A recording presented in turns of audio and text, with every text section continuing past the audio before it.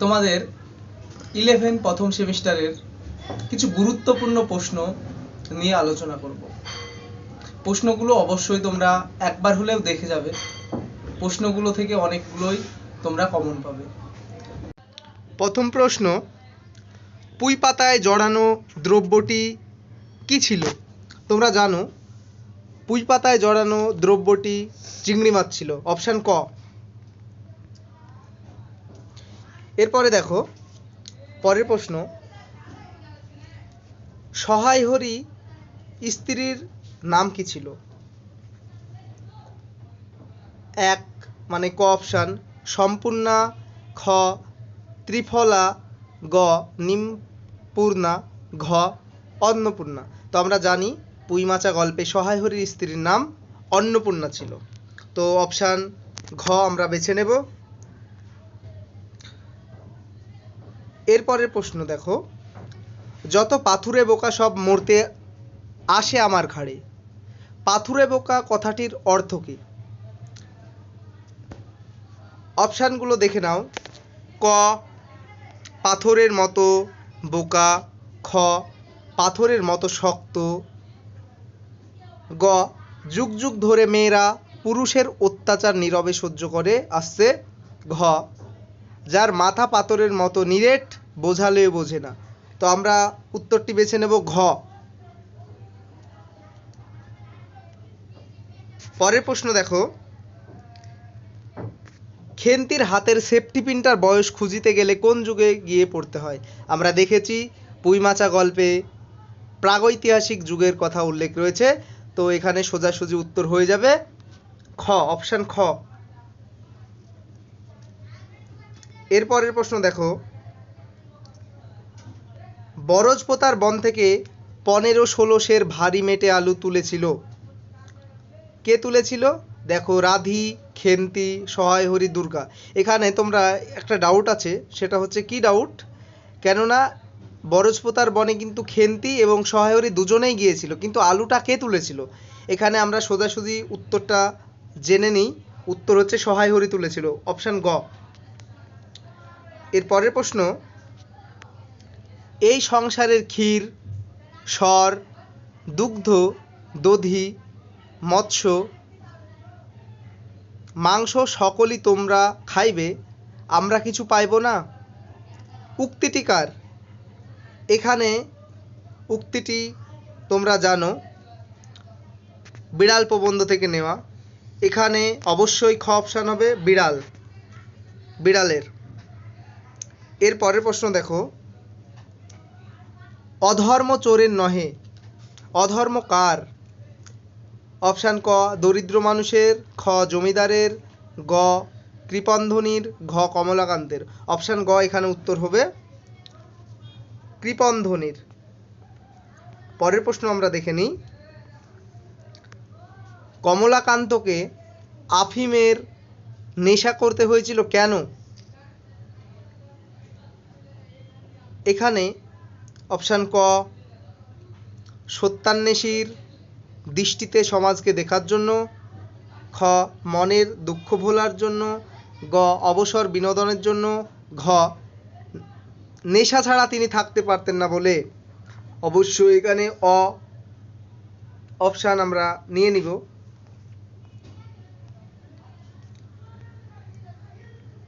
এরপরে ঈশ্বরচন্দ্র বিদ্যাসাগর থেকে প্রশ্ন আছে, দেখো বিদ্যাসাগর তুমি বিখ্যাত, কোথায় বিখ্যাত? প্রথম লাইন আছে দেখবে তোমরা, বিদ্যাসাগর তুমি বিখ্যাত ভারতে। তো আমরা কোনো অপশান না দেখে একদম সোজাসুজি উত্তরে চলে যাচ্ছি, অপশান ঘ বিখ্যাত ভারতে। এরপরে অমৃত ফল কে যোগায়? অমৃত ফল যোগায় জমিদার, ক আছে অপশানে, খ মহাজন, গ দীর্ঘ শির তরুদল, ঘ কৃষক।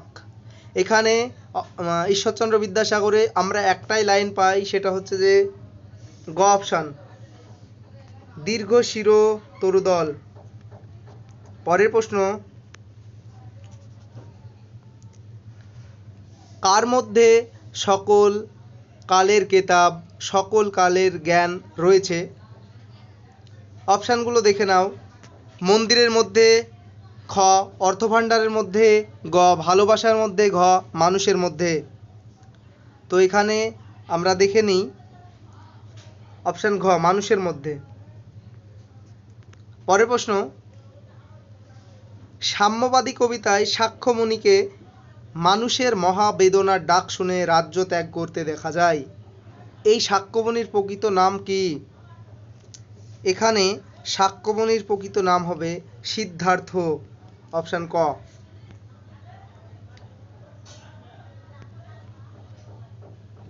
এরপরে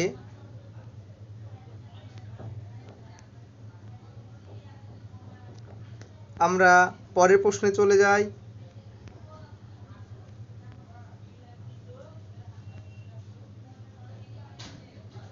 তোমরা এগুলো ভালো করে পড়বে, সবগুলোই গুরুত্বপূর্ণ, এগুলো আসার মতো।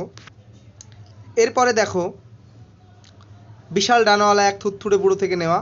এটা দেখো, ডানাওয়ালা বুড়োকে দেখে পেলায়ও এলিসেন্দার মনে হয়েছিল, কি মনে হয়েছিল? ক, দেবদূত, খ, ডুবোজাহাজের নাবিক, গ, ন্যাকড়া কুড়ুনি, ঘ, সৈনিক। তো এখানে অপশান আমরা বেছে নেব খ। অপশান খ বেছে নেব, ডুবোজাহাজের নাবিক। পরের প্রশ্ন দেখো, বুড়োকে বারদরিয়ায় ছেড়ে আসা হবে। কিভাবে ছেড়ে আসা হবে এখানে বলতে চেয়েছে। ক, ভেলায় চাপিয়ে, খ, জাহাজে চাপিয়ে, গ, নৌকায় চাপিয়ে, ঘ, উড়োজাহাজে চাপিয়ে। এখানে আমরা ক উত্তর বেছে নিচ্ছি, ভেলায় চাপিয়ে। এরপরের প্রশ্ন দেখো, কবিকে ওরা ভয় পায় যখন গান যুদ্ধের শস্ত্র হয়ে ওঠে, কবি নিশ্চুপ থাকেন, গ, কবিতা ফুলের মতো ফোটে, ঘ, কবি যুদ্ধে সামিল হন। এখানে প্রথম অপশানটা আমরা বেছে নেব, অপশান ক, গান যুদ্ধের শস্ত্র হয়ে ওঠে। এরপরের প্রশ্ন দেখো, ফাঁসির মঞ্চ মিলিয়ে যাচ্ছে মাটিতে, উদ্ধৃতাংশের মধ্য দিয়ে যা বোঝানো হয়েছে, এখানে কি বোঝানো হয়েছে? এখানে অবশ্যই ক উত্তর হবে, অত্যাচারের অবসান।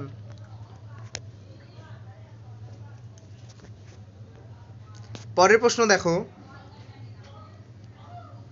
ভারতে প্রচলিত দ্রাবিড় ভাষাবংশের একটি প্রধান ভাষা কি? ক, গুজরাটি, খ, উড়িষ্যা, গ, নাগা, ঘ, তামিল। তো আমরা এখানে উত্তর বেছে নিব, ভারতের প্রচলিত দ্রাবিড় ভাষাবংশের একটি প্রধান ভাষা হচ্ছে তামিল ভাষা। অপশান ঘ। পরের প্রশ্ন দেখো, ওরাও উপজাতির ভাষা কি? অপশান ক, বাংলা, অবশ্যই না। অপশান খ, কুরুক, অপশান গ, ঝাড়খণ্ডী, অপশান ঘ, তামিল। তো এখান থেকে আমরা বেছে নিব অপশান খ, কুরুক। এরপরের প্রশ্ন দেখো, মধ্য ভারতীয় আর্য ভাষার অপর নাম কি?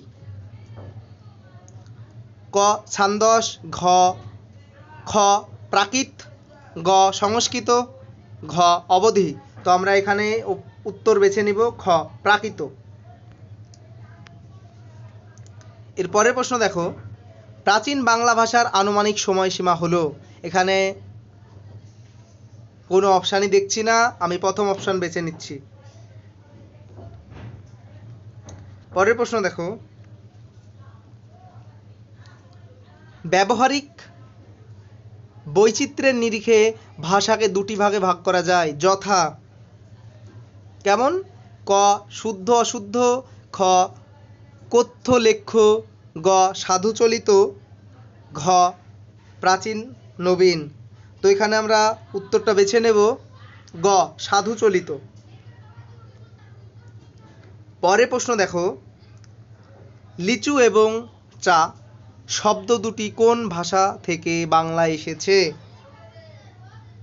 লিচু এবং চা শব্দ দুটি কোন ভাষা থেকে বাংলায় এসেছে? এর অপশান হবে চীনা ভাষা থেকে। ঘ উত্তরটা।